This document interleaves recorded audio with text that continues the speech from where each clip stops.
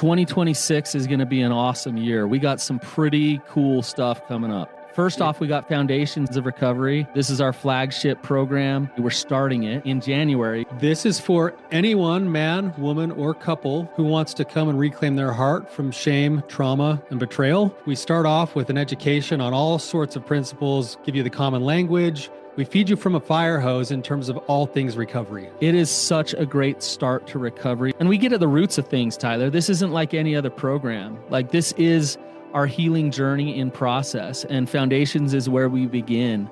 If you look at the value that you're getting there to kick off a good recovery with all of the right education, all of the right language, and a team to get you started while also being directed by Brandon and myself through the whole process, what a deal. So if you're interested, if you're struggling, if you've been wanting to do something for a long time, jump into this. This only comes around every so often, and we would love to have you there.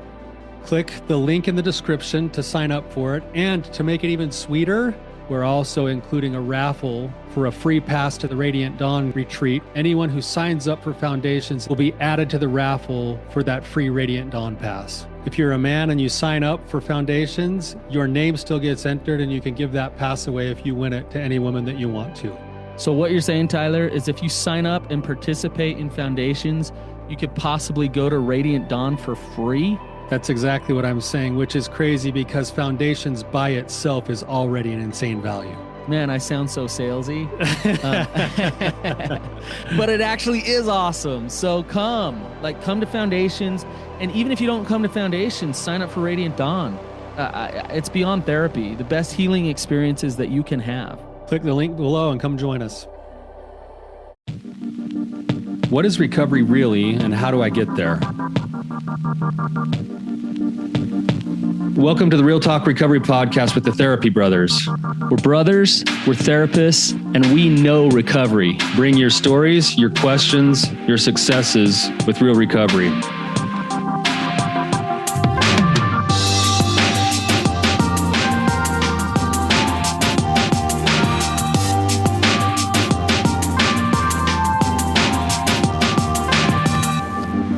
Love the question. It's basically what the show's about, right? Yeah, but there's a lot to talk about because it's not so cut and dry. So much. Yeah. How you doing, old man? I'm doing good. You call me that because of the white beard you can see on my face in the video, or what? Yeah, the white beard, the two new hips that you have. Are you on a walker by now? It's funny because we actually went on this I took my daughter Paisley on a horse ride this weekend to go scouting because the deer hunt is coming up. She wants to hunt deer, and so we're going this year. And we go up this big tall mountain on the horses. And it's so steep that we get halfway up the mountain, and the horses decide they don't want to walk anymore. So here I am, an old man with two fake hips, leading my own horse off the mountain. Oh, God. So I'm doing just fine, Brandon. Yeah, I can still get around. Yeah. Well, if you're still on the top of mountains, I guess so. Yeah. So. Well, we have a special guest here today. We have Collin with us, and I've known Collin for a long time. He's a good man, and he's a great therapist now too. So, Collin, welcome to the show. Hi, guys. Collin, if you could give us just a little bit of who you are and what's going on with you, and then a little bit of your story. We'll kind of start talking from there. Yeah, guys, my name is Collin Hanson, and I'm a therapist out of the Vancouver, Washington area. My story ultimately is I was a sex addict in the past, and I actually worked with Brandon for a while, and I don't even know how many years ago that was. That was probably long 10 time ago. Yeah, that was probably 10 years ago. And so through my recovery process, I just remember kind of making a promise, to my higher power, which is important in recovery, that if I got through this, that I'd give back. And so my 12th step out of the 12 steps basically is giving back and helping other people through the recovery process. So. And that led you into counseling. Yeah. I remember, life was crazy. You had a bunch of young kids. A lot of expenses going on in life, and you still were like, no, I'm going to do this. And you started just from square one back then, and you followed through. Yeah, no, I was a super busy guy back then. I was working at a job that I don't know how many hours I was working. It was 7 days a week. You hated that job. Oh, I hated that job, Yeah. and it was really stressful, and I was in my addiction. My wife and I were having problems. We were still having children, I had no time. I don't know if it wasn't at that time I was going to school, but I remember shortly thereafter, I also started going to school. So to become a therapist, and it was crazy time. So yeah, very difficult for me. I remember, if you don't mind me sharing this, but I remember when we first started together, I just thought, I don't know if, speaking of recovery, I don't know if Collin's going to get there. That's what I thought. I think a lot of people feel that way. Yeah. But here's the thing. You're the perfect person to talk to about recovery because you quickly became a rock star in the group, and recovery started setting in. And, from my vantage point, here's some things that I saw that I had my doubts. There was still some denial present. But there was this like unwillingness to break out of that job. You felt trapped. You felt stuck. And I knew the inputs in your life were not conducive to real recovery. And so I was like, man, like, how's he going to do this? How's he going to actually get himself out of these situations? But you ultimately did, Collin. So yeah. When we talk about recovery, I guess what I want to ask you is, what were the important things to really push you to do the hard things, to start to let go of some of those most difficult things and face those darkest demons? What were the important things for you? Yeah, my answer to that would be life. Honestly, though,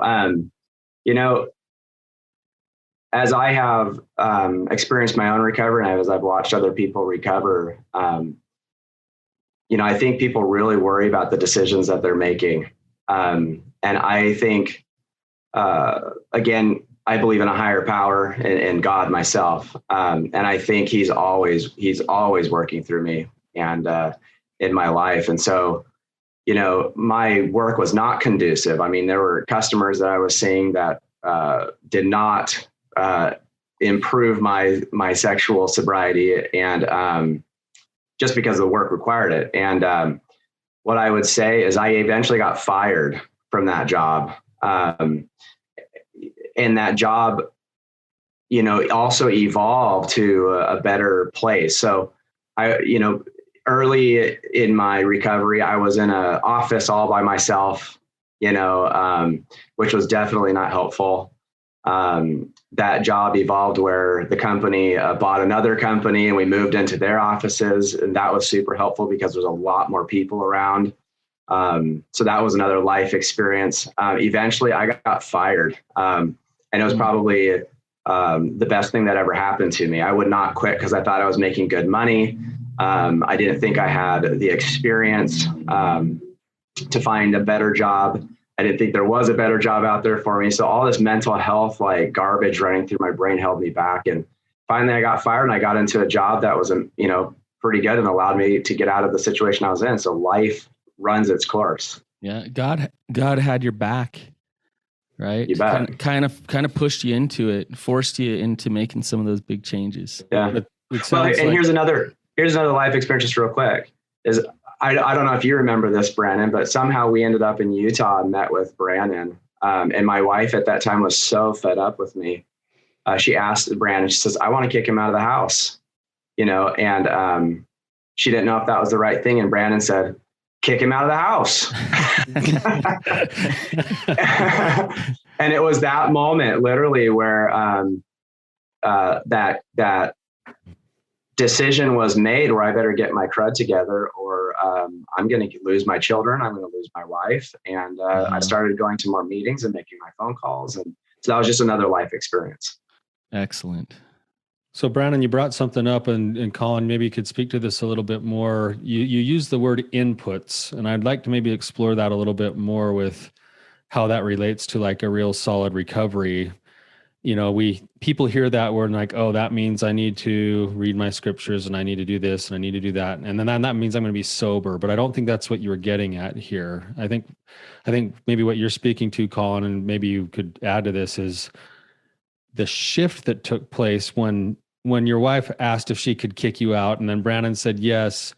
It wasn't the kicking out part that was the changing part, was it? It was something, there was some type of an emotional thing that came along with that.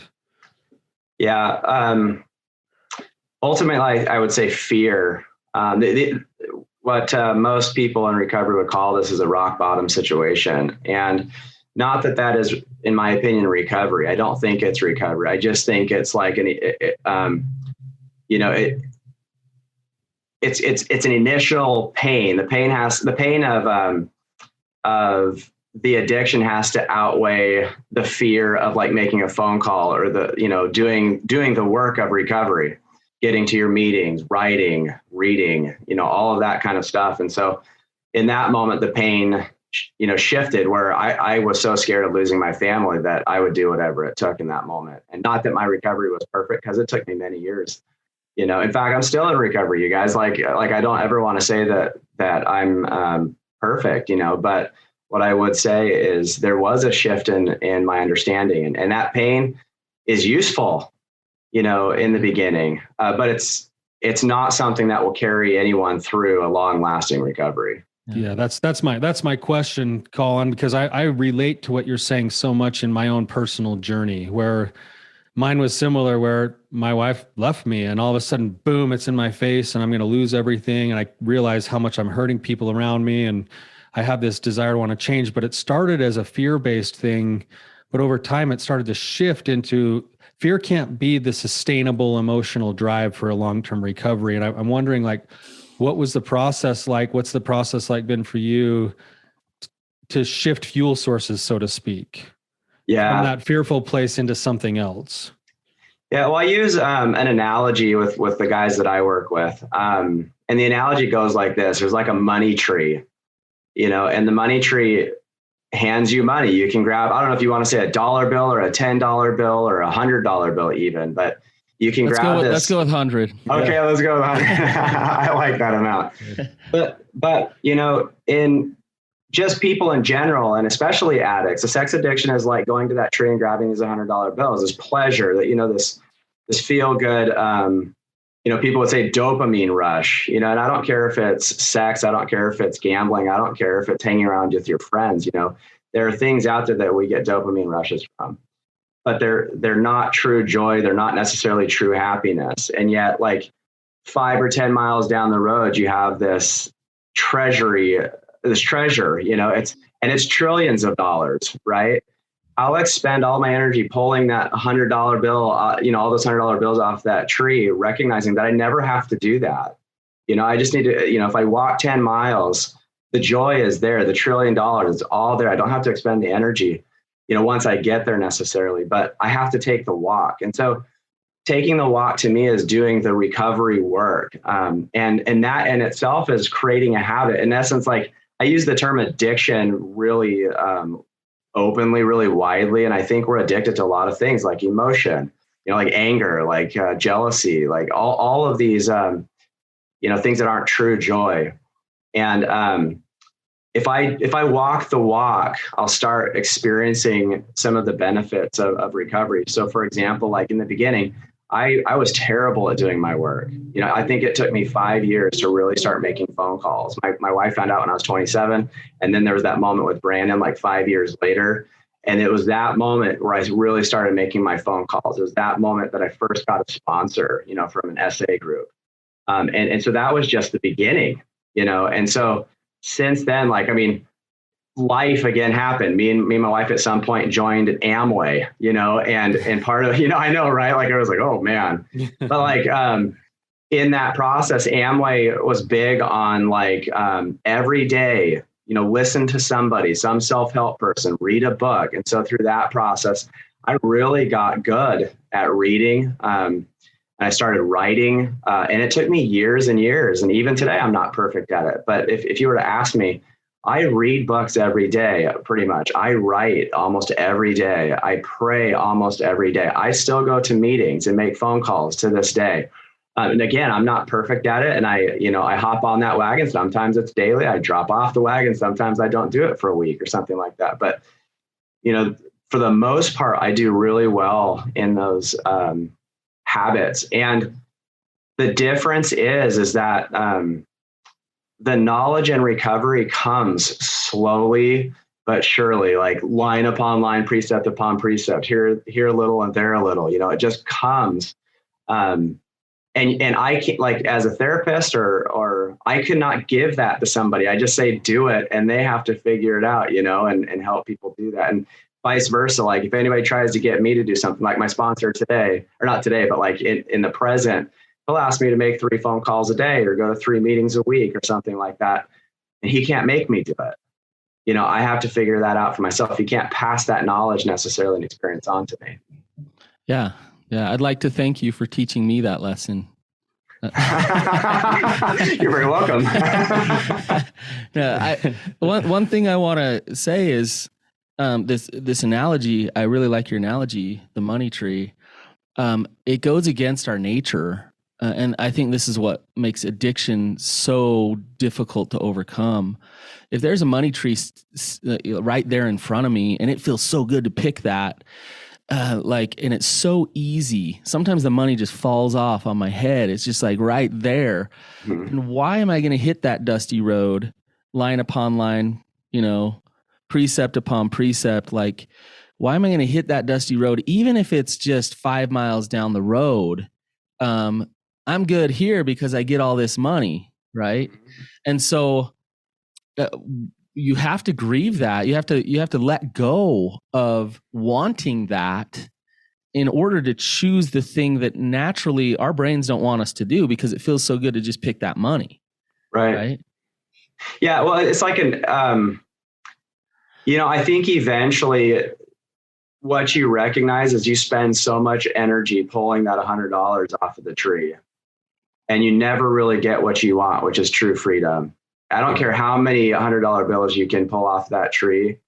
You don't own the world. You don't own all things. But when I'm talking about the trillions of dollars, maybe the trillions of dollars is not even the right, metaphor. It's beyond that. It's so much greater. And so yes, we sit there and we pull this money off of the tree and we never achieve what it truly is that we're looking for. And so when I work with people and in my own life, I think what I'm looking for, and I call it the universal goal, is that because everybody, I think, really seeks it throughout the entire world, which is, and I call it core.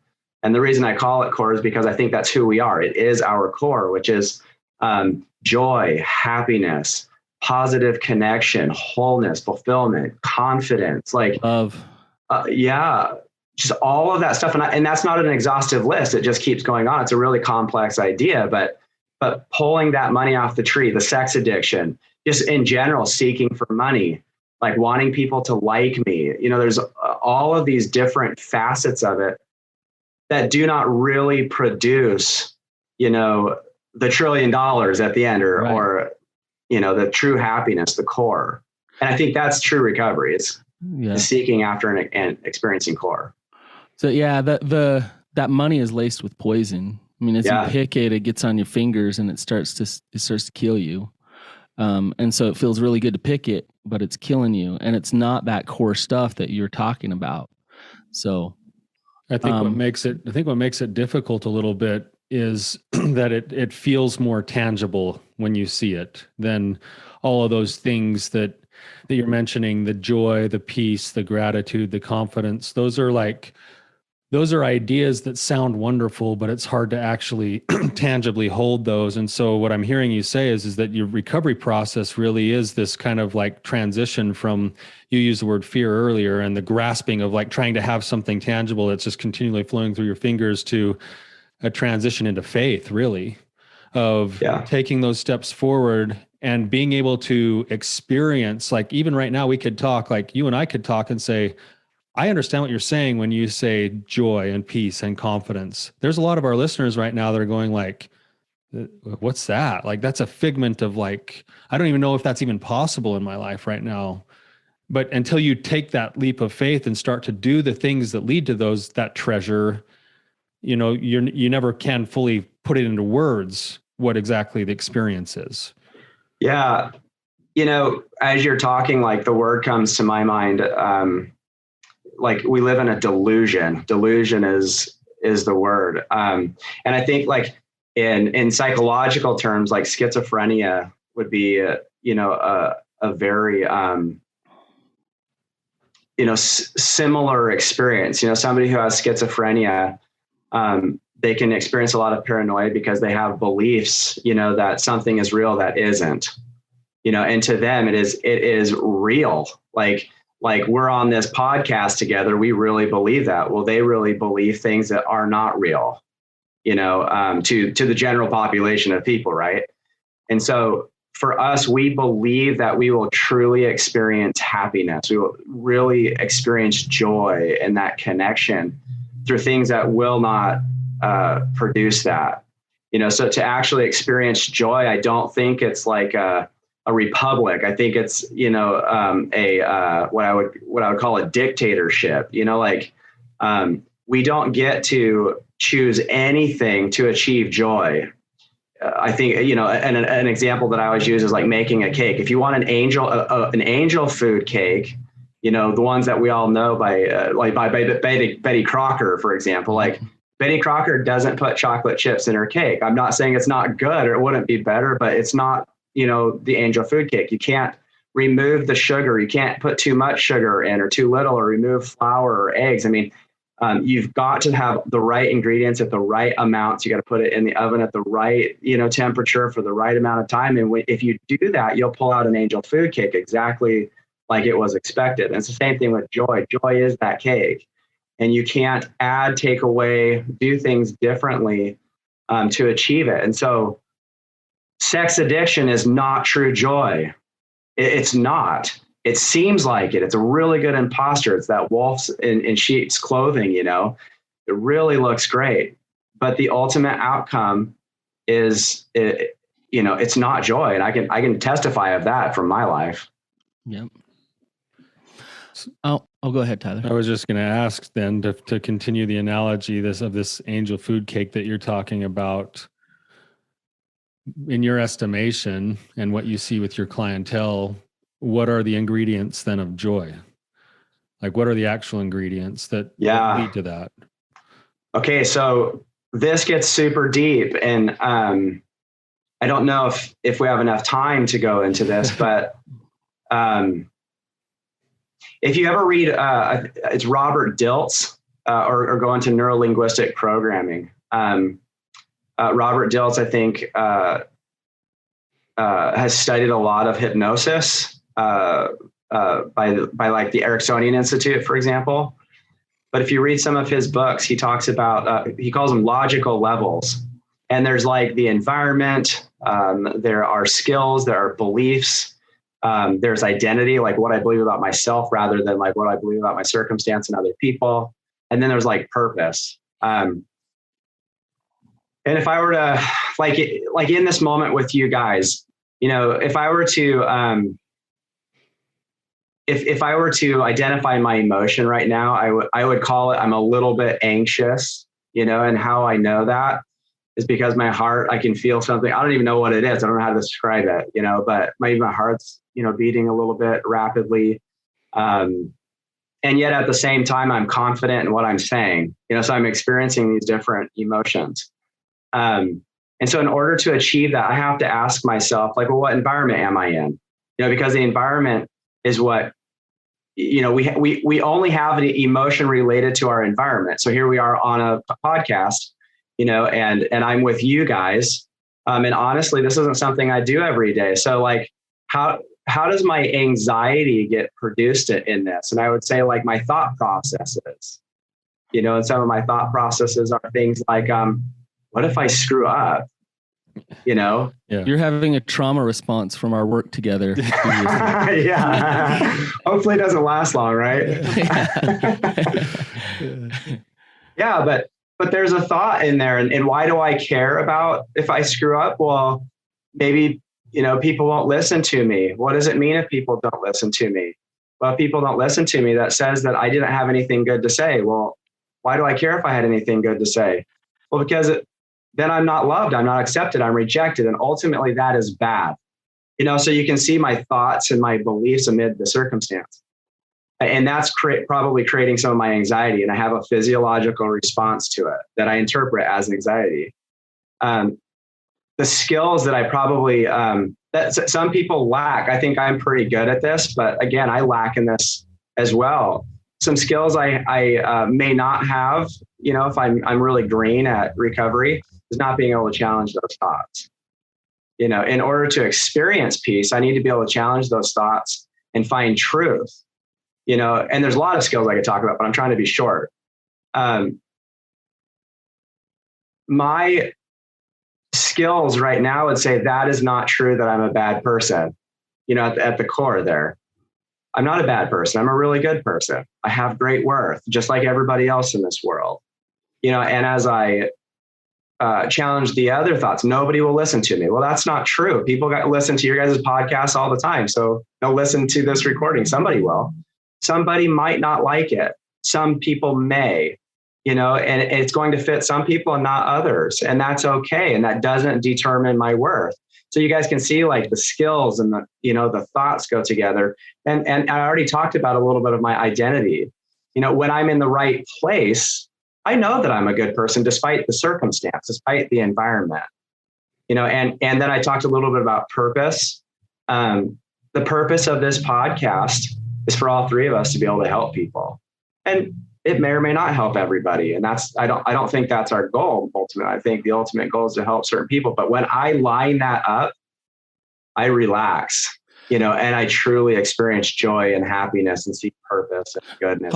Collin, I want to ask you with this. Sure. I want to ask you. So let's say you take a man who's just struggling with his addiction and has been shame-based his entire life, and he's just a shell of himself in terms of knowing who he is, and his lens, his perspective is, I'm a piece of crap who's unlovable. And so he finds evidence of that everywhere he goes. Yeah. Every look that his wife gives him, everything that happens at work, he's shame spiraling all the time, all day long.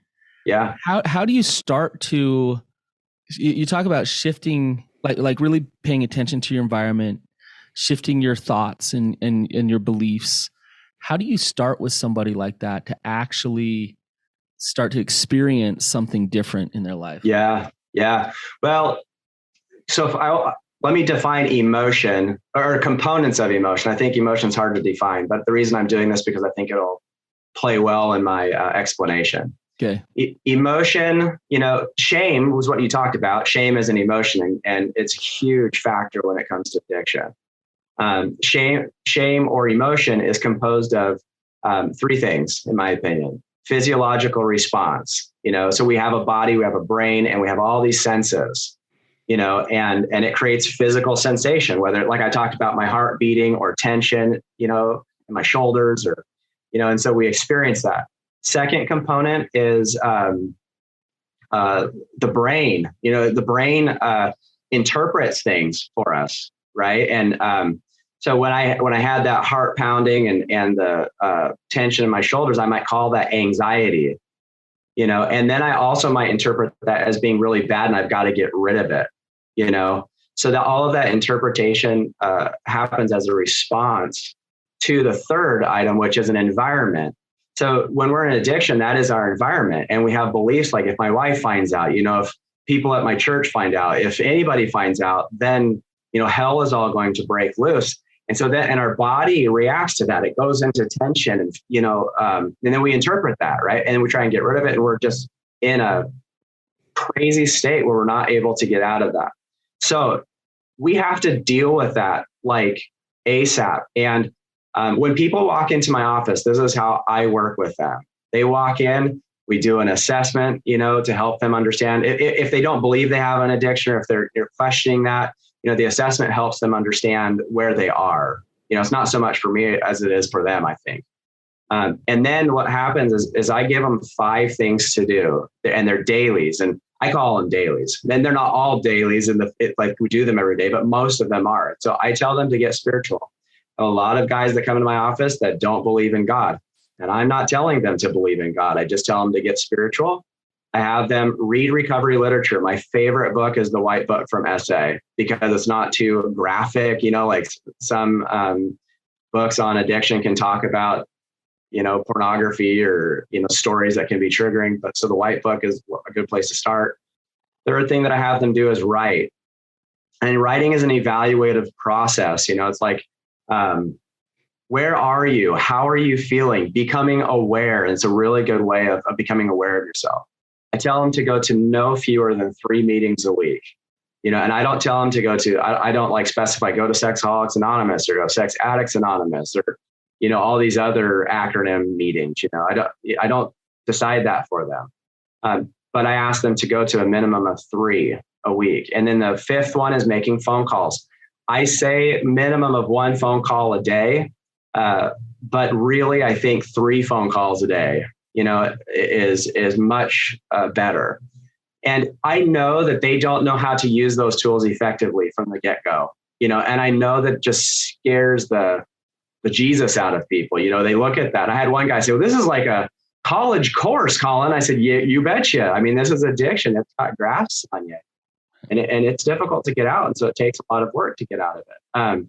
But many of those people, when I share those, I'll come back the next week. Actually, in first sessions, what I'll do is like, when you walk out that door, I want you to call me, because I know you haven't gone to a meeting.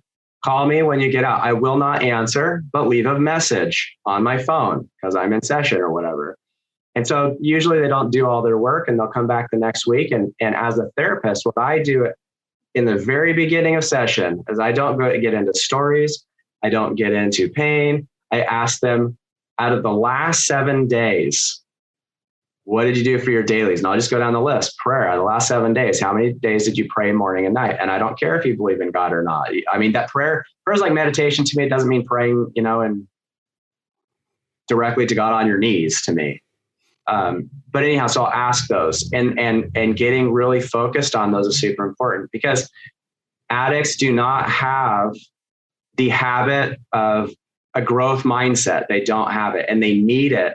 And so holding them accountability, if you come to my meetings, not just my therapy sessions, but I do like 3 men's meetings, for example. And when you come to at least 2 of those, we start with our dailies.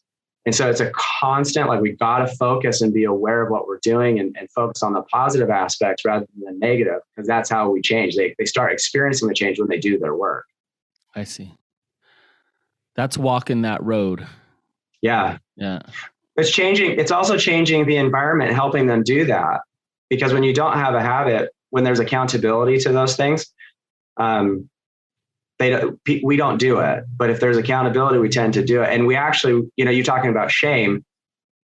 I don't believe in shaming anybody. And it's not that practice is not meant to shame. People who come into my office, when I ask them that question, can get really shameful, because they say things like, I didn't do it. And then their head bows. And I said, wait a second, this isn't about shame. This is just about focus. You'll get there.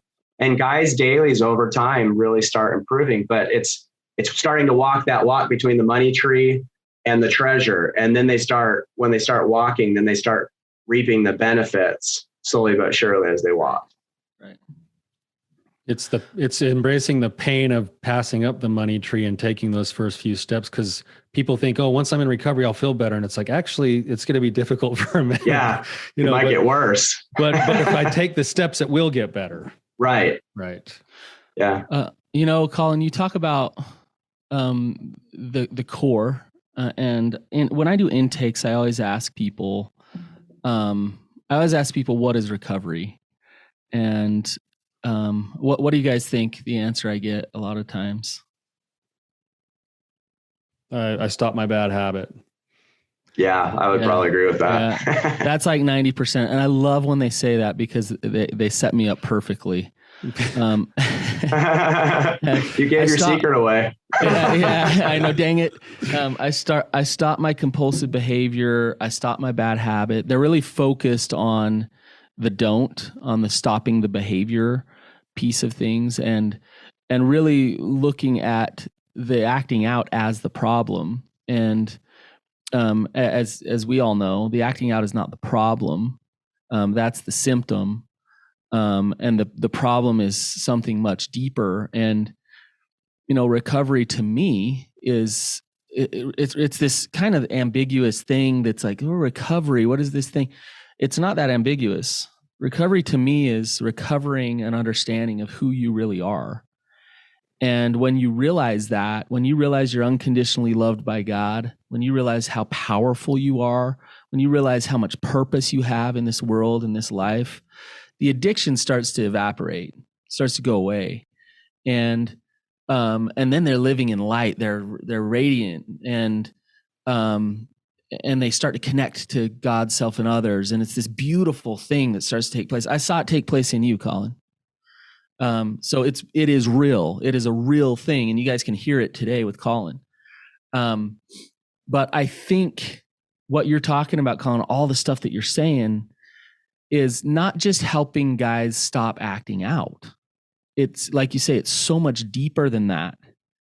And the healing is a spiritual healing. That's why I love 12 steps, because it's a process of healing on a spiritual level. And I think a lot of people don't understand that. Yeah. Recovery, like you are saying, is much bigger than just stopping a behavior. And what I would say to people, this may be hard to hear, because when I was in addiction, if somebody said this was a blessing, I would be like, oh yeah, right. That is so not true. But being where I am now, one of the 12-step promises is that you won't wish to close the door, on your past, and part of that is seeing this as a blessing. I look at my recovery now. I'm very open, about my story now. I used to be very closed, and to me, that's a huge sign of recovery for anybody. And I would not be where I am today with the knowledge and the skills to be able to work through, my current imperfections.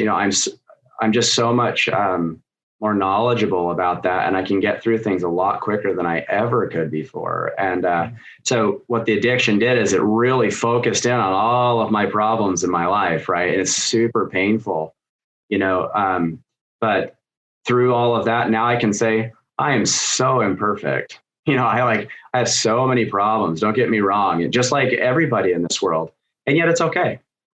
Big deal. And life will continue to happen, and I'll continue to be blessed in my problems, and my problems, just to continue to educate me.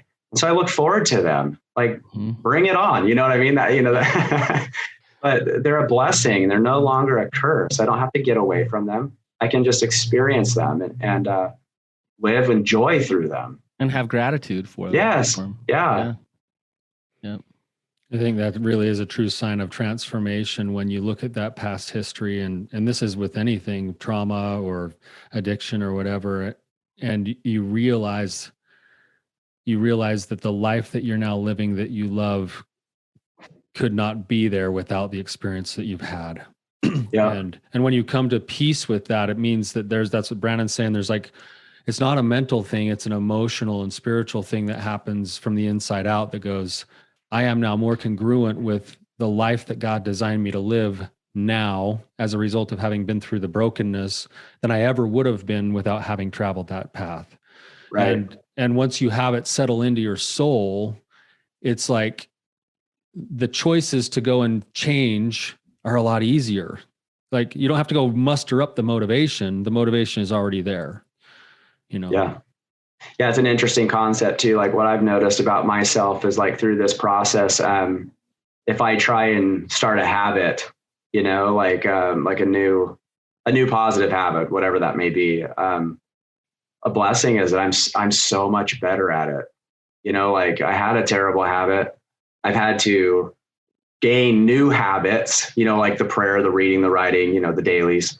And as I've done that, if I want to start another habit, like it still takes time, but the blessing of that is that it comes a lot quicker because I know I have some more skill, I guess. Yeah. Skill. And you also have confidence because you've won. You know how to win now, and winning comes easier once you learn how to do it. Well, that walk from, again, remember, like that walk from the money tree to, core,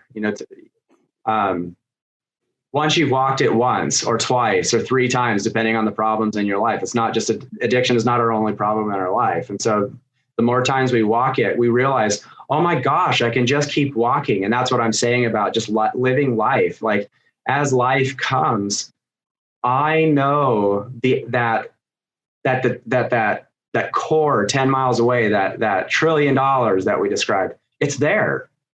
All I have to do is keep walking. And that knowledge in and of itself is just, it's super comforting to know that, yes, I'm imperfect. I may not have everything that I, want right now, but it will come if I just keep walking. And so, yeah, I think that's very comforting to know. So anybody in working on the recovery, like I was talking to one of my SA buddies yesterday, we spoke on the phone for 2 hours, but he was struggling, in his recovery. And I just said to him, don't worry about it, man. It will come because I know it will. It does if you just stay in the process.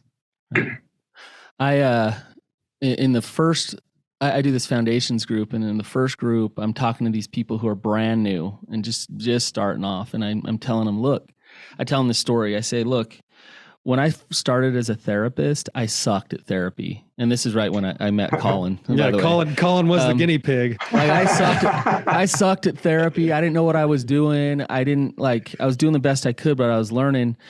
And somehow, some way, there's plenty of clients that I worked with back then that still found recovery. And the point that I'm making is it's those people that come in and know that that's what they're going to create. They know they're going to find peace. They know they're going to find joy, despite crappy therapists, despite whatever resources they get, they take one step and then another step in that direction. And I tell you what, Collin, I don't take any credit for this, but just hearing you talk today is it's like years in the making of it's just the wonderful blessings that we get as therapists. To see you like this right now I can't describe how I'm feeling right now. It's beautiful. Yeah. And to know that you're solid with your wife and you're a good father, and like all the goodness that is happening as a result of you stepping up and into your recovery. Like sometimes there's payoffs as a therapist, and just to see this is amazing for me. So I really appreciate just you coming on and talking as an expert today. It's just really awesome. It's really refreshing to see a man who has kind of been in a space where he wasn't living his best life or the life God intended him to live, and a man who has found that, and you can feel it. You can feel the energy that's different. You can hear the confidence. And yeah, that's basically what you brought. I wish we would have recorded an episode 10 years ago and then had the contrast. That would be awesome. Because Collin, like Tyler, we get the question all the time, is recovery even real? Like, is it even a real thing? Is it possible? Will my husband ever heal? Can I heal myself? Yeah, it's real. We're talking to a man in recovery, and you don't need to become a therapist to be in recovery. That might not be your path, but you find what Collin's talking about, that core stuff, the joy, the peace, the love, all those things, and you can find it again. Yeah. Collin, we're just about out of time here. If thinking about kind of the population that's listening to our podcast, or people who have traveled the exact road that you've traveled, any last things that you would want to say to somebody who was in your spot 6 or 7 or 10 years ago, as a last word? Yeah. I mean, I think one of the most important things, if I could share that with you, is kind of telling a little bit my story again is like, I never, ever thought I was going to be free of this, ever. That was my mindset. I tried everything in my power. Well, at least I believe that, you know, and I mean, I can't tell you how many groups I dropped out of. I can't, you know, I think I went through 6 therapists, just so everybody knows. I don't know how many meetings I went to, you know, like, and, you know, I had trouble giving myself grace, you know, for all the mistakes that I made. But I guess the advice that I would give anyone is do not give up. I don't care if you leave one therapist to go to another, or leave a therapist to go to another 12-step group, or, you know, you leave a 12-step group to talk to your ecclesiastical leader, or you do all of it. You know, I believe that life experience, you just keep living, you just keep at it, and it will come. You know, the right steps will reveal themselves to you, and you'll make, you know, the right pain will happen, you know, for you to find that place that I found, which was, you know, which is rock bottom, you know, that led me to recovery. You know, Brandon's experience of like saying that he wasn't a very good therapist when he was seeing me, you know, I say, what a perfect, you know, experience to help people know that there is a higher power, whatever that means to you. Yeah. You know, that leads us all, whether you're a helper or whether you're the addict who needs help, you know, that the higher power, our higher power leads us, you know, to recovery, because our higher power is all benevolent and all good and loves us so dearly. He knows exactly what we need.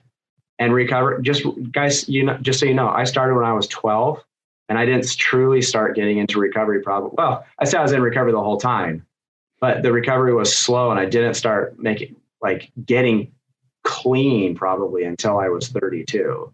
Yeah. And so, and I know people who are in their 70s who are just finding their recovery. So don't give up. It comes. Yeah. Hey, Collin, where can people find you? Yeah. So I have 2 websites. One is www.keyroots.com, and that's KIRUTZ. And then I have another website that's just CollinAHanson.com, and that's COLLIN, 2 L's, A Hanson, HANSEN. Awesome. Thanks, Collin. Appreciate having you on the show. Thanks, guys. So much, appreciate you. Yeah.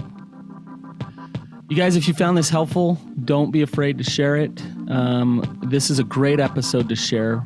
It's a real example of recovery. We really talked about what it is. So if somebody's struggling out there, then send us their way. Thank you. Thanks, guys.